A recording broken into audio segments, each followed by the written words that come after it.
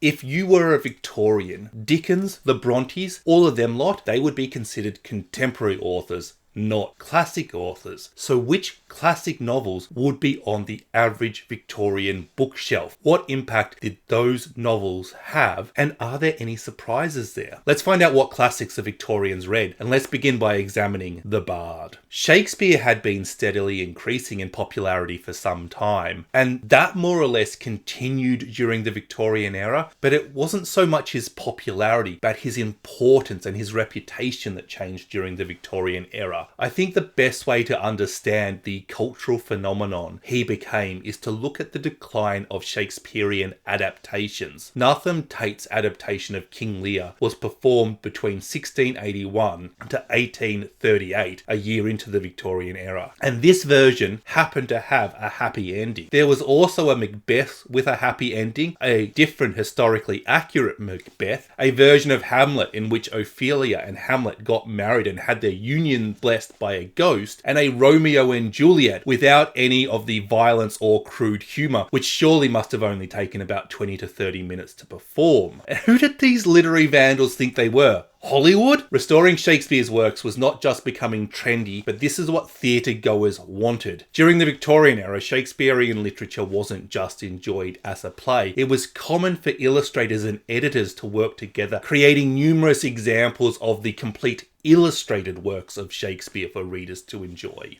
John Milton was famed for his epic poem Paradise Lost, with both Hardy and Eliot listing his work as inspirational to their works. Milton had always been discussed for his religious, philosophic, political and theological ideas, but during the Victorian era, his reputation for his poetic language grew. Daniel Defoe was hugely popular during the Victorian era, and he was considered one of the founders of the modern novel. Moll Flanders divided Victorian readers on ethical grounds. She was either bold and resourceful or unlikable and lacking in morals. We can see Moll's influence on Arabella Donne from Jude the Obscure, and this is probably the reason why Moll Flanders is no longer widely read. Jane Eyre, The Tenant of Wildfell Hall, Tess of the D'Urbervilles all question the moralities around women in society, and if I can just insert my literary opinion here, all three of those books do it with considerably more skill than Defoe managed with Moll Flanders. Moll Flanders was hugely popular, but it wasn't Defoe's biggest novel of the era. Robinson Crusoe was republished, abridged and adapted, leading to over 700 alternative versions. There were illustrated versions for kids, and it was made into a pantomime and even a comic opera. It is hard to determine which classic novel would have been the most popular in Victorian times, but there is a very strong argument for it being Robinson Crusoe. Defoe created the Castaway novel, and authors would often mimic his title. One such example, The Swiss Family Robinson, became a classic in its own right. The influence of Robinson Crusoe can be seen on the character Ben Gunn in Robert Louis Stevenson's Treasure Island, and the novel is strongly referenced in Wilkie Collins' novel The Moonstone. But the most famous response, certainly in the Victorian era, came only 7 years after Robinson Crusoe was published. Gulliver's Travels. Jonathan Swift was admired as a satirist, and Gulliver's Travels can be read as a response to Crusoe's optimistic account of human capability. Swift was also admired for his satirical piece, A Modest Proposal, in which he ironically suggested the issue of the starving poor could be solved by them eating their children. The Victorians also studied Swift for his political beliefs. Swift was a prominent member of a Tory government, and several events in Gulliver's Travels were metaphors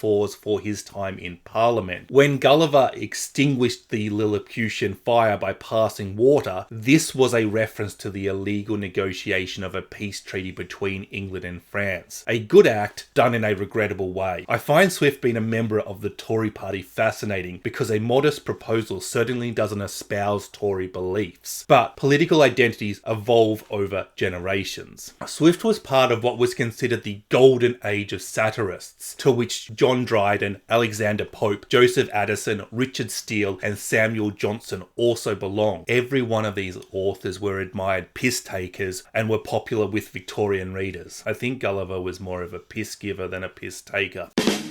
moving straight along. Satirical writing was on the decline in the Victorian era, but there were still great works of satire such as Vanity Fair by William Makepeace Thackeray, which was massively popular when it was released in 1847, as too was The Portrait of Dorian Gray, published almost 50 years later. The influence of these satirists can be seen in the way Dickens criticises Victorian society, or in the irony employed by Hardy and Gissing to do much the same thing as Dickens. The Pilgrim's Progress by John Bunyan was particularly popular for common readers, its biblic-style prose making it accessible, and it would often be read to children. It was the popular subject of art at the time and referenced in many Victorian novels, including Little Women, Vanity Fair, and Jane Eyre. The reach of the Pilgrim's Progress was so far that Hong Shizheng, leader of the Tapping Rebellion in China, said it was his favourite read. Other popular classics that we have not touched on include Clarissa by Samuel Richardson, Tom Jones, or The History of a Foundling by Henry Fielding, and The Vicar of Wakefield by Oliver Goldsmith. Who was not so popular? Tristram Shandy was popular either side of the Victorian era, but Laurence Sterne's novels dipped in popularity during the Victorian era. Aphra Behn is often considered the first woman to write English novels, but she didn't gain recognition until 1970. Chaucer's Middle English was too hard to understand for Victorian readers, and while there were some heavily edited versions in circulation, he was also considered obscene. Surely they weren't upset with The Miller's Tale, were they? Similarly to Chaucer, Beowulf being in Old English was too difficult to understand, and the popular Gothic novel The Monk by Matthew Lewis, which was highly popular when it was published in 1798, had fallen out of fashion by the Victorian era. But the same could not be said for all Gothic literature. Gothic literature was at its most popular immediately before the Victorian era began. The Castle of Otranto by Horace Walpole is often listed as the first Gothic novel, and it was widely read during the Victorian era, but there were two books that were just simply so much more popular. The Mysteries of Eudolpho by Anne Radcliffe and Frankenstein by Mary Shelley. Not only are there Gothic fingerprints all over Victorian novels such as Dracula, Dorian Gray, Dr. Jekyll and Mr. Hyde, The Turn of the Screw, and just about every Wilkie Collins novel ever, this just happens to be the first time I've mentioned women. Two of them even. Gothic literature was most widely read by women, and it was often ill-regarded when it was published, seen as the chick lit of its time. As such, it was deemed appropriate for women to write in this genre. While initially regarded as lowbrow, both Eudolpho and Frankenstein were considered serious literature by the Victorians. This segregation allowed women to write about taboo issues. Eudolpho and Frankenstein both tackle themes of mental health, sanity, and miscarriage. And when you combine these themes and Gothic literature, you have to be thinking of Anne, Emily, and Charlotte Bronte. Great women inspiring future generations of great women. Gothic literature had a sister genre, Romanticism, which included two very important Scottish authors, Rabbie Burns and Sir Walter Scott. Burns was so influential that poets in the north of England began including Scots in their poetry. Meanwhile, his message and calls for independence led to him receiving praise from both the USA and Russia. Burns was highly popular in the Ulster region of Ireland, especially among Ulster Scots, and he is probably best known as the author of Auld Lang Syne. Sir Walter Scott may have been a romantic, but if he were writing today, you would have called him a historical fiction author. Scott popularised the genre, and we can see his influence on Eliot, Thackeray, Dickens, the Brontes, Hardy, and further afield in Dumas, Tolstoy, Victor Hugo, and Nathaniel Hawthorne. In Britain, Scott was important to building a national identity. Robin Hood, King Arthur, and Rob Roy were all the subject of Scott's retellings. Numerous scholars listed Scott's work as the most popular in the English-speaking world in the first half of the 19th century. Another quote listed him as the author of the most popular novels during the Victorian era, and this despite him dying before the era began. Jane Austen was also dead before the Victorian era began. She'd been deceased for 20 years, 14 of them she was out of print. However, Richard Bentley, a publisher, had purchased the right to all 6 of Jane's novels, publishing them at the beginning of the Victorian era. The sales of Austen's work, while steady, couldn't be compared to the big sellers of the day. But that is not to say that she was unknown. known, authors and keen readers were definitely well aware of her. Famed literary critic George Henry Lewes, who is probably better known now as the husband of George Eliot, argued Austen's merits in an exchange of letters with Charlotte Bronte. Bronte was not as forthcoming in her praise as Lewes, comparing her to a carefully fenced, highly cultivated garden with neat borders and delicate flowers, but no glance of bright, vivid physiognomy, no open country, no fresh air, no blue hills, no bonny beck. She went on to say, "The bitch is funny but not very deep." Lewes compared her to Shakespeare. In 1869, a memoir of Jane Austen was written by James Edward Austen Leigh, Austen's nephew. This coincided with Richard Bentley's copyright on Austen's work ending 12 months later. Austen's novels were suddenly available in a range of different qualities and prices. Some copies were even sold next to penny dreadfuls for the same 1 penny price. Austen's work show the struggles of women against the patriarchal standards of society. They show women defying social expectations in the pursuit of happiness. They demonstrate the importance of individual choices, and they critique the class system. Proto-feminist authors such as the Bronte sisters, George Eliot, Elizabeth Gaskell, Elizabeth Barrett Browning, and Christina Rossetti were all popular during the Victorian eras, discussing similar ideas. Even male authors such as George Gissing and Thomas Hardy were centering the struggles of women in their novels. In the literature of the time, we can see women's rights and the noises that began the suffragette movement, and Austen fits in with the themes of those novels. The new celebrity status, the proto-feminist themes, and the ready availability of low-cost versions of her novels all combined to transform Jane Austen into a major literacy figure during the end of the Victorian era. During my research, I found an interview with an Austen scholar who had found a 1890s Society Club edition of Mansfield Park. This particular club was for coal miners in the Black Country. We have this highbrow discussion between Charlotte Bronte and George Henry Lewes, and 30 years later we have coal miners